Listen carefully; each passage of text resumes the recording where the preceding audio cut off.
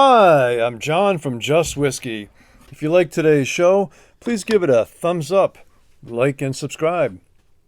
And consider becoming a Patreon with the link in the description below.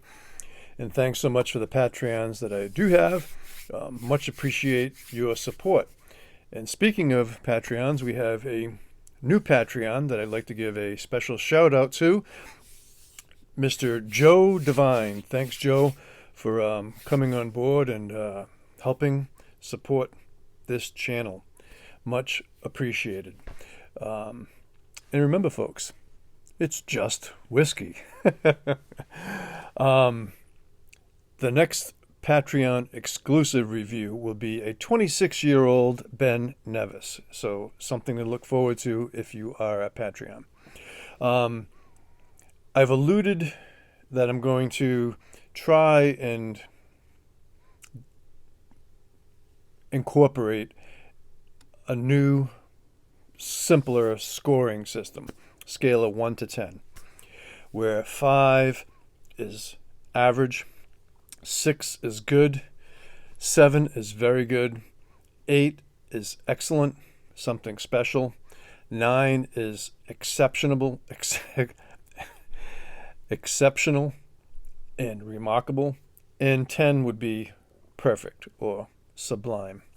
So I'm going to be doing that, and then occasionally I might, and these scores are very subjective, and these are my enjoyment levels. Okay, so today we are going to be talking about and reviewing Compass Box No Name number 3, the third and final release in the No Name. So there's No Name number 1, number 2, and number 3. If you stick around to the end, I will tell you I've sampled number 1 and number 2 and number 3. So if you stick around to the end, I will tell you a little bit about number 1 and number 2, and I will tell you which one I prefer out of the 3. All right, let's delve into the specs on the Compass Box No Name number 3. Came out a couple years ago. I've been meaning to review this now for about a year. It's limited release, a total of 10,794 bottles, and the one I'm reviewing is a 750 milliliter bottle, and it comes in at 48.9% ABV. And the basic breakdown of it is it's 74% Laphroaig and recharred Hogshead, okay, 11% Bowmore and a refill ex-bourbon, 7.5% of Mortlach and a recharred barrel, and 6% Clynelish and a refill sherry butt. Okay, so there's a lot of recharring going on in here. Yeah, so let's get into the nosing and tasting. So right off the bat on the nose, you can tell it's Laphroaig. But what's interesting is that the other 3 single malts that make up this single malt blend, the Bowmore, the Mortlach, and the Clynelish, have kind of washed out most of that medicinal Band-Aid note that you typically get with a Laphroaig. So there is, you can definitely tell it's Laphroaig. And you are getting a hint of antiseptic in the background, but you're getting Laphroaig, some fruitiness, some sandalwood, maybe sandalwood cedar. There's a little vegetal funk going on. Of course, the peat.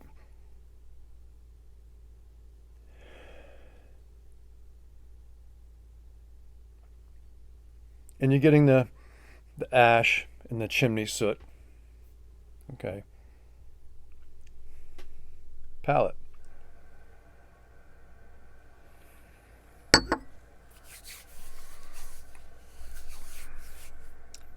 Right away, you're getting sweetness. and a softness. The other components have really rounded off Laphroaig's traditional rough edges.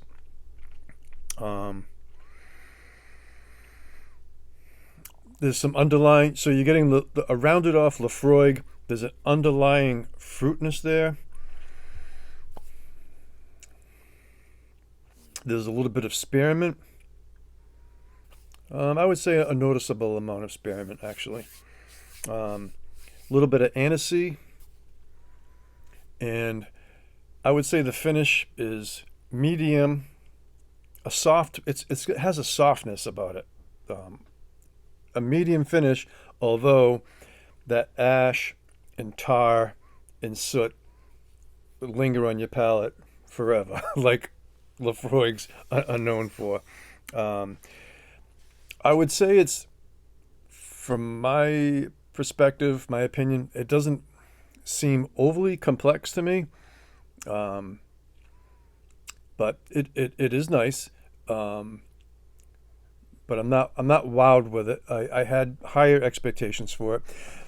The retail on this was about $150. I think you can still find these if you hunt for them. I think you can find all of them, to be honest with you.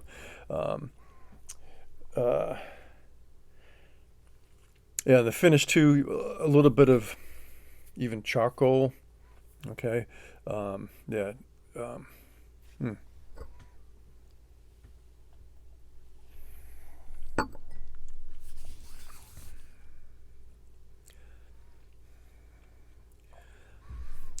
It's nice, but in my opinion, so you're spending $150 for a blend, and I know there's a lot of Compass Box fanboys out there, and I appreciate. I haven't had a ton of Compass Box, but I've had several, and some I like more than others. But I've said it before, and I'll say it again. I'm really enjoying this Laphroaig Carchus in the white port finish, and you can find that for a little under $100. $95 to $100. I've seen it as low as $82.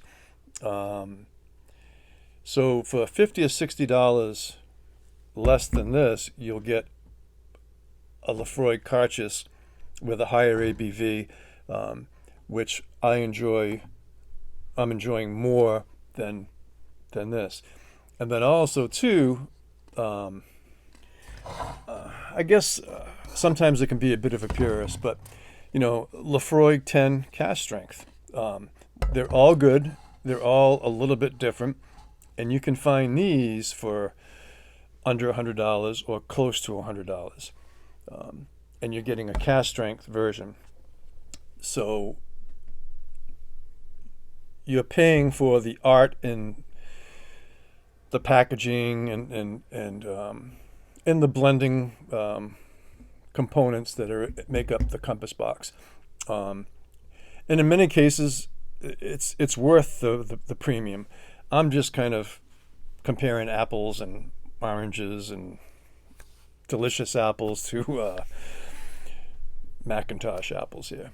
So I just kind of want to give you my perspective on it. Now, the no name Compass Box no name number 1, I have tried that, and they don't identify the major component in it, but I believe it's Ardbeg. So in number 1, I believe it's 75% Ardbeg. So you're getting that really peaty, smoky, and number 1, peaty, smoky, that rubberness, intensity. And then number 2, that had 75% Clynelish and 13% Clynelish and 10% Talisker. And the number 2, the smoke and the peat were a backseat player in this. It's mostly a much more delicate peat and smoke, but number 2 is focusing more on the fruitiness. Number 2 is a beautiful whiskey from my recollection. Yeah. And then number 3, right away, unmistakable, Laphroaig. So if you're an Oddbag fan, try number 1. If you're a Kalila, Clynelish, Talisker kind of a thing, go for number 2, which is lighter and fruitier. And number 3, mostly Laphroaig with Bowmore, Mortlach, with a lot of recharring going on there. So you're getting that char note is definitely prominent in the number 3. For my enjoyment, I think I would go for Compass Box number 2. So score-wise, how am I going to rate Compass Box? No name, number 3 on the 1 to 10 scale, 5 being average, 6 being good, 7 being very good, 8 being excellent. I'm going to say, and my scores are probably be getting a little more conservative too, but I'm going to say this is a solid 6. It's good. If you're a Compass Box fanboy and you're a Laphroaig fanboy, I think your enjoyment will be a little more. I like Laphroaig, so, but more in the purest sense than in blends. But yeah, I can see how people would easily could rate this, as being very good to excellent. But for me, I'm going to say it's good. For me, so a good would be like, on the 1 to 100 scale, more like a 84 to an 85. That's kind of how I would probably rate this, but I would say it's good. Am I going to, seek out a backup bottle for this? Probably not. But no name number 2, I think I would get a bottle of that. Again, this is just from my experience, my perspective. So I hope you enjoyed today's show. If you do, give it a thumbs up, like, and subscribe, and consider becoming a Patreon like Joe recently did, and have access to Patreon exclusive reviews. Ben Nevis, 26-year-old, will be on deck. All right, so hats off to you all, folks, and take care.